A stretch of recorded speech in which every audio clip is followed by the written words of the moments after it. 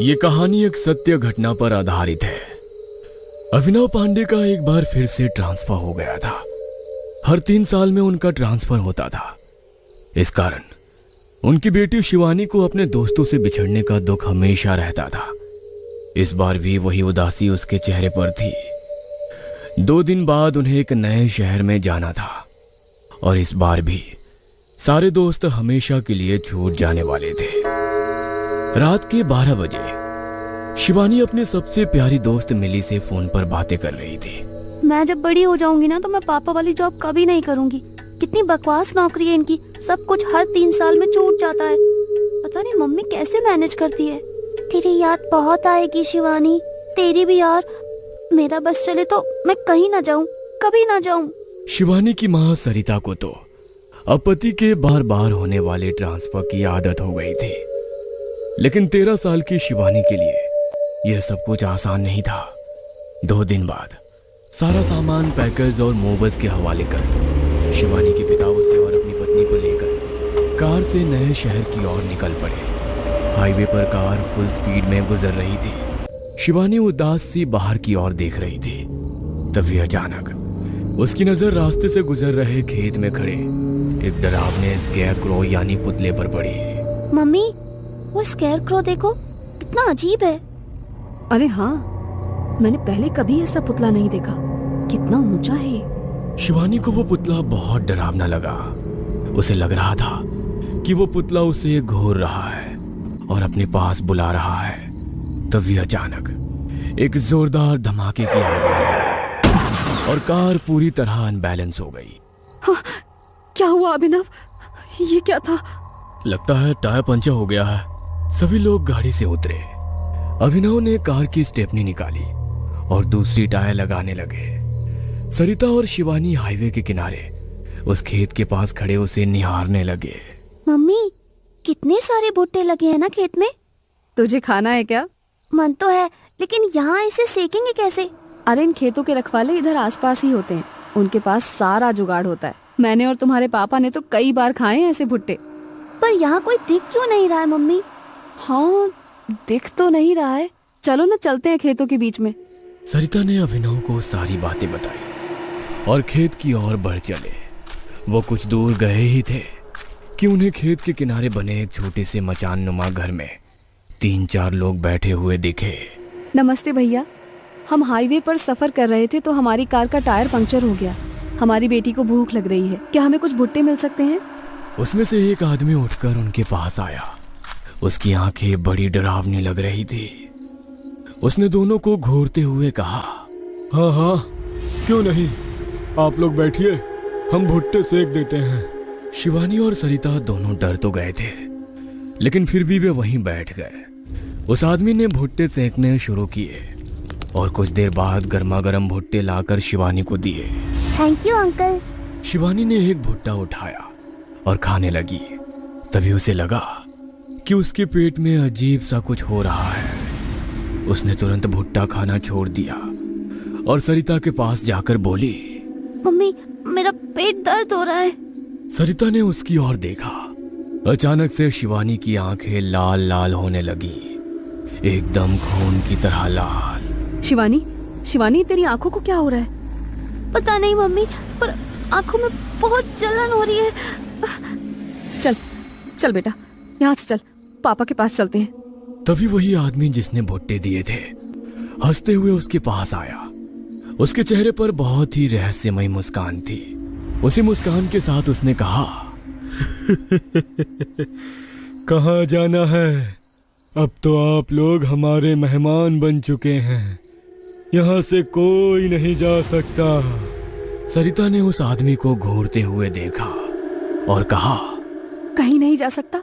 क्या मतलब कहीं नहीं जा सकता? ये क्या कह रहे हो? यही कह रहा हूँ कि ये हमारा इलाका है।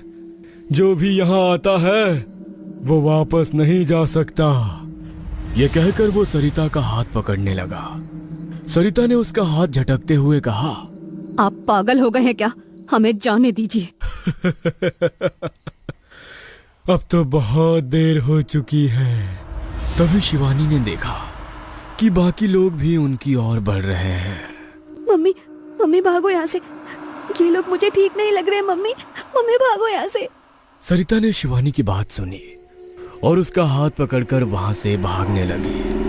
वह भागती रही। वे सभी लोग भी उसके पीछे भागने लगे। शिवानी बहुत देर तक खेतों के बीच भागती रही, लेकिन फिर भी वह सड़क किनारे अपने पति के पास नहीं पहुंच पाई। कुछ देर पहले तो उसे यहाँ आने में बहुत थोड़ा ही वक्त लगा था, फिर अब यहाँ से निकलने में इतना वक्त क्यों लग रहा है, ये बात उसे समझ नहीं आ रही थी। काफी देर तक भागने के बाद वह इतना थक गए कि उनका गला पूरी तरह सूख गया। मम्मी प्यास लग रही है। यह कहकर शिवानी जमीन पर गिर पड़ी। सरिता उसे उठाने के लिए आगे बढ़ी, लेकिन जैसे ही वो आगे बढ़ी उसने देखा कि वो तो उसी जगह पर है जहां से उसने भागना शुरू किया था। वो आसपास घूर घूर कर देख ही रही थी। तभी उसकी नजर एक बार फिर उन लोगों पर गई जिसके डर से वो भाग रही थी। वे सभी उन दोनों को बहुत ही खतरनाक नजर से घूर रहे थे और साथ ही जोर जोर से हंस भी रहे थे। मैंने कहा था ना, यहाँ से निकलने का कोई रास्ता नहीं है।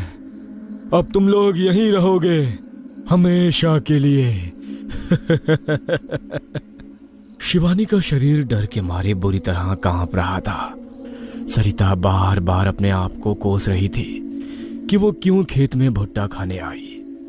तभी उन लोगों में से एक आदमी ने जोर से चिल्लाते हुए उन दोनों से कहा, पास ही कुआं है, तुम जाकर अपनी बेटी को नहला दो। नहला दूं? लेकिन क्यों? जितना बोला वो करो, ज्यादा सवाल जवाब मत करो। सरिता के पास उन लोगों की बातों को सुनने के अलावा कोई चारा नहीं था। वो शिवानी को लेकर कुएं की ओर बढ़ने लगी। वह कुआं काफी गहरा था और बहुत ही पुराना। कुएं के अंदर काफी झाड़ियां उगाई थी, इसलिए कुएं का पानी बहुत ही कम दिख रहा था। माँ, इन लोगों ने मुझे नहाने के लिए क्यों कहा? मैं इस पानी से नहीं नहाऊंगी। इस कुएं के गंदे पानी से बिल्कुल नहीं नहाऊंगी मैं। लेकिन तभी शिवानी की नजर पास खड़े स्केयरक्रो यानी पुतले पर गई। वो उसे अब भी घूर रहा था। शिवानी उसे देखकर जोर से चिल्लाई, ये देखो, ये स्केयरक्रो यहाँ कहाँ से आ गया? ये वहाँ खेत में था, फिर ये यहाँ कुएं के पास। स्केयरक्रो? कहाँ है स्केयरक्रो? कहाँ है बेटा? मम्मी, ये तो रहा, यहाँ पे खड़ा है कुएं के पास। यह कहकर शिवानी ने अपनी आंखें बंद कर ली और उसने सरिता को जोर से पकड़ लिया। शिवानी का शरीर थर थर कांप रहा था। कुएं के पास कोई नहीं है शिवानी, कोई नहीं है वहाँ पर। तुम आंखें खोलो बेटा, यहाँ कोई नहीं है। शिवानी ने अपनी आंखें खोली। वहाँ सच में कोई नहीं था। कि स्केयरक्रो आखिर गया कहाँ? मम्मी, हम लोग यहाँ से कभी नहीं निकल पाएंगे क्या? नहीं बेटा, निकलेंगे, जरूर निकलेंगे बेटा। पर वो लोग तो कह रहे थे कि... उनकी बातों पर ध्यान मत दो। वे बातें कर ही रहे थे कि तभी शिवानी की नजर सामने से आते अपने पापा पर गई।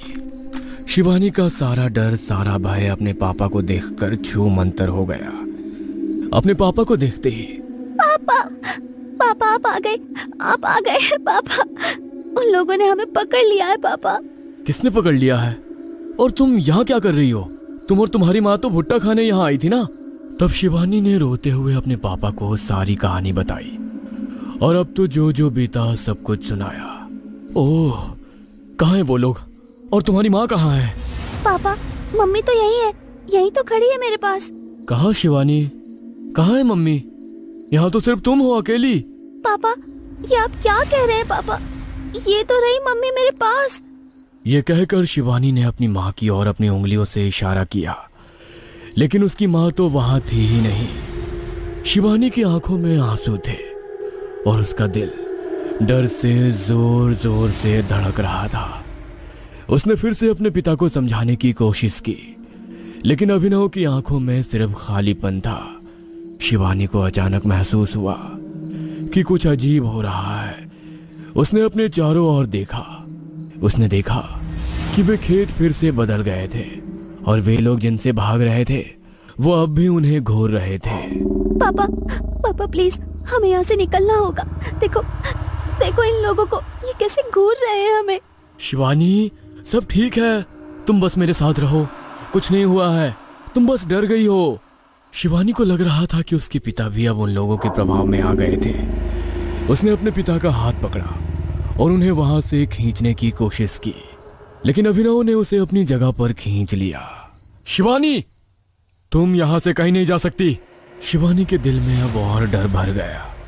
उसने अपने पिता की आंखों में देखा, उनकी आंखें भी अब खून की तरह लाल हो गई थी। शिवानी ने अपने चारों ओर देखा, वे लोग एक बार फिर से धीरे धीरे उनकी ओर बढ़ रहे थे। नहीं नहीं, प्लीज हमें छोड़ दो, प्लीज हमें जाने दो प्लीज। लेकिन वे लोग बस हंस रहे थे।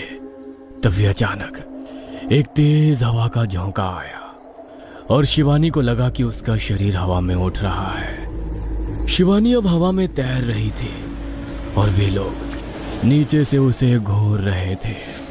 शिवानी जोर से चिल्लाई, लेकिन उसकी आवाज अब धीरे धीरे खामोश होने लगी थी। उसने अपनी आंखें बंद कर ली और प्रार्थना करने लगी। तभी अचानक उसने महसूस किया कि वो जमीन पर गिर रही है। उसने अपनी आंखें खोली और देखा कि वो अब भी उसी खेत में थी, लेकिन इस बार वहां कोई नहीं था, ना वे लोग, ना उसका पिता, ना उसकी माँ। शिवानी अकेली थी और उसे समझ नहीं आ रहा था कि ये सब क्या हो रहा था। उसने अपने चारों ओर नजर दौड़ाई। वो पुतला अब भी वहीं खड़ा था और उसे घूर रहा था। शिवानी ने हिम्मत जुटाई और उस पुतले के पास गई। तुम कौन हो और ये सब क्या हो रहा है? मेरे मम्मी पापा कहाँ हैं? वो सारे लोग कहाँ गए? पुतला उसकी ओर देखने लगा और फिर धीरे धीरे हंसने लगा। उसकी हंसी ने शिवानी के रोंगटे खड़े कर दिए। उसने पीछे हटने की कोशिश की, लेकिन उसके पैर मानो जमीन में धंस गए थे। तुम कभी यहाँ से नहीं जा सकोगे, ये जगह अब तुम्हारी कब्रगाह है। शिवानी की आंखों में आंसू थे और दिल में खौफ। उसने फिर से अपने चारों ओर देखा। सब कुछ धीरे धीरे गायब हो रहा था। उसे लग रहा था कि वो अब कहीं और जा रही है, एक ऐसी जगह जहां से वापस आना मुमकिन नहीं था। और फिर सब कुछ अंधेरा हो गया। अगली सुबह उस हाईवे पर एक कार खड़ी मिली जिसका टायर पंचर हुआ था। कार के अंदर कोई नहीं था, चारों ओर सन्नाटा था। कोई नहीं जानता था कि उस कार में सवार लोग कहां गए थे। शायद वे अब भी NH 87 के किनारे उस रहस्यमयी खेत में फंसे हुए थे, हमेशा के लिए।